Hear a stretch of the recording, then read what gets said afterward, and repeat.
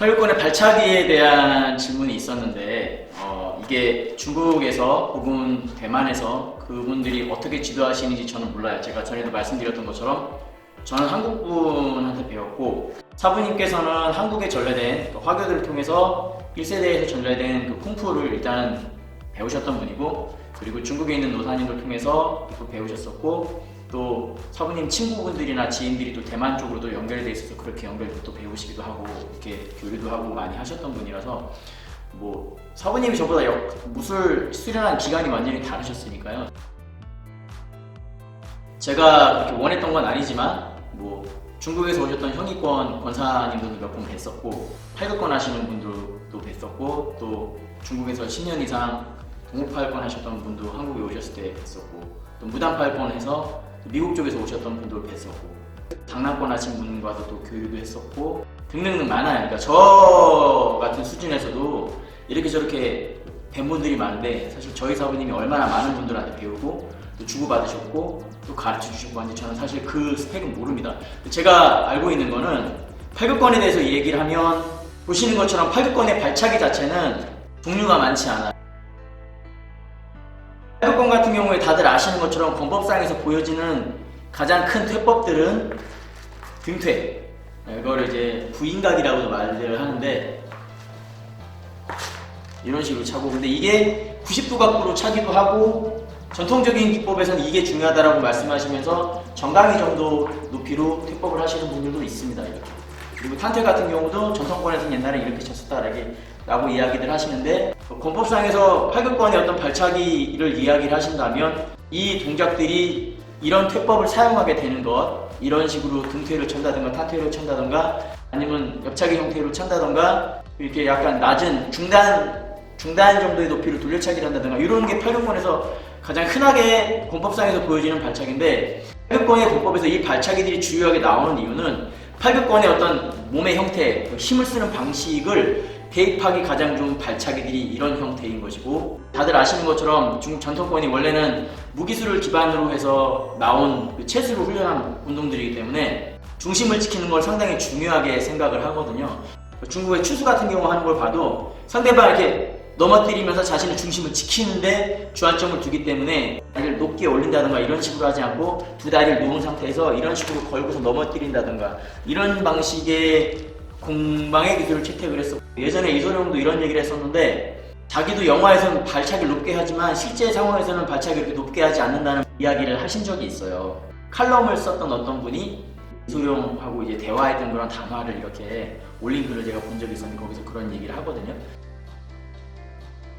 팔극권의 권법상에서 발차기가 되게 주요하게 보여지는 동작들은 보여드린 것처럼 탄퇴, 그리고 등퇴, 그리고 약간 낮게 차는 횡청퇴, 그리고 측간퇴, 이 정도의 느낌인데, 근데 사부님께서 저한테 말씀하신 게 있었는데 뭐냐면요, 이게 쿵푸 일반론의 관점에서 봤을 때 사용하는 발차기들이 있다고 말씀을 하셨어요. 그래서 그거는 기본적으로 훈련해야 되는 발차기다라고 말씀을 하셨는데, 그게 우슈에서 보면은 뭐 정척퇴, 뭐 측척퇴, 이합퇴, 그다음에 팔퇴, 이런 발차기죠? 이런 발차기 기본적으로 하고, 전통권에서도 이런 식으로 발차기를 하는 것들이 있거든요. 제가 이제 한국 쿵푸를 배웠을 때 소림권에서 가장 기본적으로 배울 때 이런 발차기를 했었고, 태국권을 배우기 전에 이 발차기를 먼저 배웠었죠. 그리고 그 외에도 되게 이상한 발차기들 많이 배운 것들이 있었어요. 회축을 하는데 그냥 옆으로 이렇게 휘두르는 게 아니라 되게 이상한 각도로 회축을 하는데 유연성이 정말 좋아야 돼서 저는 하다가 포기를 한 적이 있었거든요. 바깥쪽 팔극권에서 보면 이렇게 조인트 차기식으로 이렇게 툭 차는 이런 발차기들을 많이 쓰죠. 심유격권에서도 이렇게 나가죠. 이런 발차기들이 되게 주요하게 써요. 사실 이 발차기들 쓰기도 좋고, 길거리에 싸우게 됐을 때 신발 신고서 싸우게 되면 이 발차기가 되게 최적화돼서 엄청 강한 힘을 발휘할 수 있는 발차기들이라서 꽤 괜찮다고 생각을 하고요. 어떻게 보면 요즘은 태권도 하시는 분들은 거의 초인이신 것 같아요. 발차기의 느낌이 완전 옆차기가 이렇게 올라가는데, 저는 태권도 발차기 이렇게 차는 옆차기밖에 못 배웠었는데, 저는 그 정도까지밖에 발차기 못했었는데, 요즘은 아예 한쪽 다리 걸어놓고 막 찢는 연습을, 이제 한쪽 다리 된 상태에서 이렇게 찢는 연습을 시키시더라고요. 다 좋습니다. 이제 뭐 무술이 이제 각 무술이 저마다 그 특징이 있도록 발전하는 거라고 생각을 하고요. 다만 이제 쿵푸에서는 전에 말씀드렸지만은 되게 중요하게 생각하는 것 중에 하나가 무기를 기반으로 훈련이 됐던 무술이기 때문에 지금도 가장 중요하게 훈련되는 기본 중에 하나가 밸런스입니다.